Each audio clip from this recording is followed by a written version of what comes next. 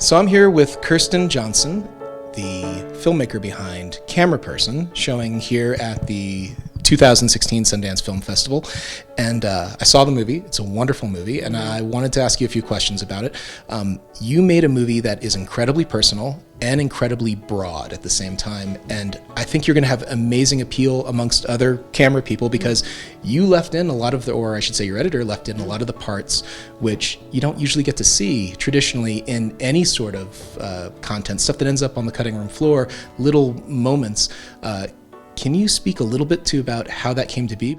Well, as you know, we as camera people, we think about these things all the time. You know, you're sitting there trying to figure out if I'm in focus and how the light is and wishing that my hair wasn't quite like that, but at the same time you're listening to me. And that's on the one level of sort of how do we get the technical things right. But we're also all completely implicated in all these ethical questions all the time and all these questions of access. How do you get close to someone? How do you get someone to share with you something that is so vital and intimate in their lives?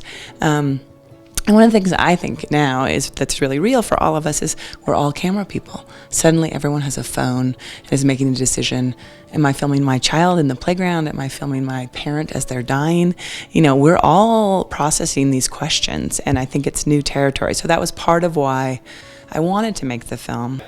You chose to make this very personal, and by bringing your family into the documentary, and a lot of people would have just kept it professional, but you did something that, now that I've seen it, I don't think you could do it any other way. Tell me a little bit more about that. You know, part of why I named the film Cameraperson is I just feel like, you know, whenever anyone asks me, what's the camera that you shot this, like, what are you shooting on right now? It's about the person who holds the camera.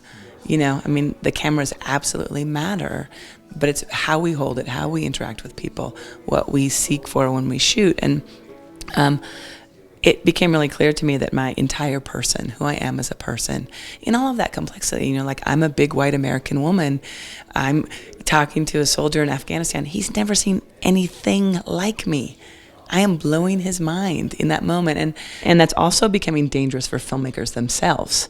You know, I worked with Laura Poitras on Citizen4, and there was a period of time where we wondered, would she be able to come back to the United States?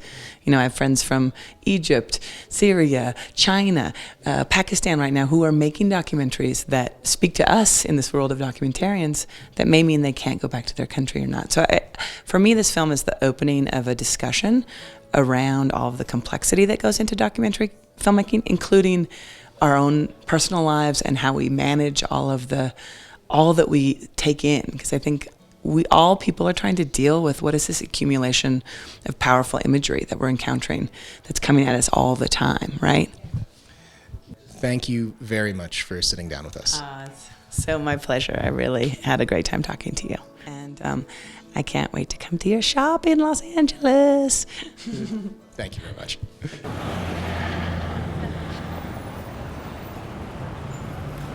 She sees everything around me, but she's totally blind. That's the image of the philosopher who falls in the well, is it? Yes. While looking at the star.